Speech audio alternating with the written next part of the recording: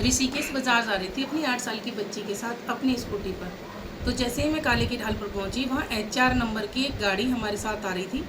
तो मेरी बेटी ने कहा कि उसने गाड़ी के शीशे खोल के कुछ इशारे करे और कुछ बात बोली। तो मेरी बेटी ने कहा, मम्मी अंकल कुछ कह रहे हैं और इशारे कर रहे हैं। फिर मैंने उनसे पूछा, मैंने कहा आप क्या कह रहे हो, क्या बात हो गई है। मैंने कहा आप गाड़ी रोक लो, मुझे बताओ क्या प्रॉब्लम है। तो जैसे मैंने उनकी गाड़ी को हमने दोनों ने रोक के बातचीत करनी शुरू करी, तो हमारी बात हुई। मैंने कहा आप क्या कह रहे थे, क्या इशारे कर रहे थे इस तरह से। तो उन्होंने अपनी सफाई दी। इतने ही हमारी बातों में ही पब्लिक इकट्ठी हो गई। कुछ आसपास के लोग आ गए, कुछ जाने आने वाले लोगों ने गाड़ियाँ रोक ली और उन्होंने हमसे बिना पूछे ही, हम आपस में बात ही कर रहे थे, थोड़ी सी ऊंची आवाज़ भी हो गई थी हमारी आपस में दोनों पक्ष की, बस हम बातचीत ही कर रहे थे। उन्होंने बिना पूछे ही उन लोगों ने उनके साथ मारपीट करनी शुरू कर दी। मैंने बहुत रोका, बहुत मना किया। उस मारपीट को देख के मैं भी डर गई। फिर मैंने 112 पर कॉल करी, पुलिस से मदद मांगी और फिर पुलिस आई और उन हरियाणा वालों को पुलिस वाले ले गए।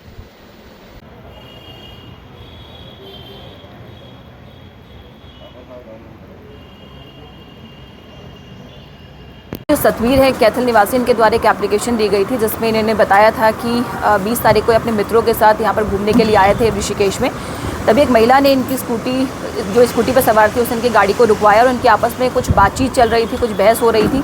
इसी बात पर आसपास के लोग जो थे कुछ इकट्ठा हो गए और वहाँ पर जो भीड़ थी उन्होंने इनके साथ गाली गलौज और फिर मारपिटाई करने लगे और मारपिटाई करने के बाद फिर इनके साथ अमर्यादित रूप से इनको निवस्त्र करके इनके साथ जानलेवा हमला इन पर किया और इनकी गाड़ी तोड़ दी। ये एप्लीकेशन हमें प्राप्त हुई, इसमें संबंधित धाराओं में हमने मुकदमा दर्ज किया है। इसमें 4 लोग नामजद हैं, जिसमें 2 की अरेस्टिंग हो गई है, जिनका नाम अशोक और नरेश हैं, जो काली की ढाल के निवासी हैं। शेष 2 नामजद के विरुद्ध भी कार्रवाई चल रही है और बाकी जो अज्ञात हैं उन पर भी हम उनकी पहचान कर रहे हैं। उसमें जो आसपास के लोग हैं उनके बारे में या फिर जो CCTV हैं और जो हमें वीडियोस प्राप्त हुई है उसके द्वारा उनकी पहचान की जा रही है। इस महिला से भी जब पूछताछ की गई तो महिला ने बताया कि वो अपनी छोटी नाबालिग बच्ची के साथ स्कूटी पर जा रही थी। तो उसकी बच्ची ने बताया कि इस गाड़ी में से किसी ने उसको कुछ बात बोली है, कुछ कहा है और इशारा किया है। इस बात पर उस महिला ने उस गाड़ी को रुकवाया और वो उनसे पूछ ही रही थी, बातचीत चल ही रही थी, तभी लोगों ने मारपीट शुरू कर दी। महिला ने कहा कि मैंने लोगों को रोकने की बहुत कोशिश की लेकिन उनमें से कोई भी नहीं माना, किसी ने भी उसकी बात नहीं मानी। महिला ने 112 पे कॉल करके पुलिस को सूचित किया था। तो इस संबंध में मैं ये कहना चाहती हूँ कि जो भी कार्रवाई है, अगर ऐसी कोई घटना हुई थी तो तत्काल उनको पुलिस को सूचित करना चाहिए था, या तो आसपास जो थाना या चौकी है उनको सूचित करते अथवा 112 पे कॉल करके उन्हें इस घटना के बारे में बताना चाहिए था, ना कि कानून को अपने हाथ में लेके इस तरह से मारपिटाई या फिर जानलेवा हमला करना चाहिए था। तो जो भी ऐसी कोई घटना होती है, कोई भी ऐसा अपराध होता है तो आप तत्काल पुलिस को सूचित करें, ना कि कानून अपने हाथ में लें। तो जो इसमें बाकी लोग हैं अज्ञात, उनकी भी पहचान की जा रही है और उनकी भी जल्दी गिरफ्तारी की जाएगी। देखिए, जो भी ये घटनाक्रम था ये पूरी तरह से आपराधिक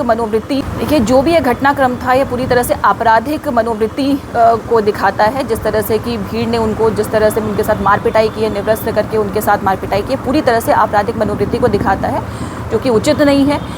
ये किसी भी प्रकार से कानून की परिभाषा में इसमें सज़ा दी जाएगी निश्चित रूप से ही। और कोई भी घटना अगर होती है तो कानून का पालन करना एक जिम्मेदार नागरिक का कर्तव्य भी है। अगर ऐसी कोई घटना होती है तो तत्काल संबंधित को सूचित करना चाहिए, ना कि कानून को अपने हाथ में लेना चाहिए।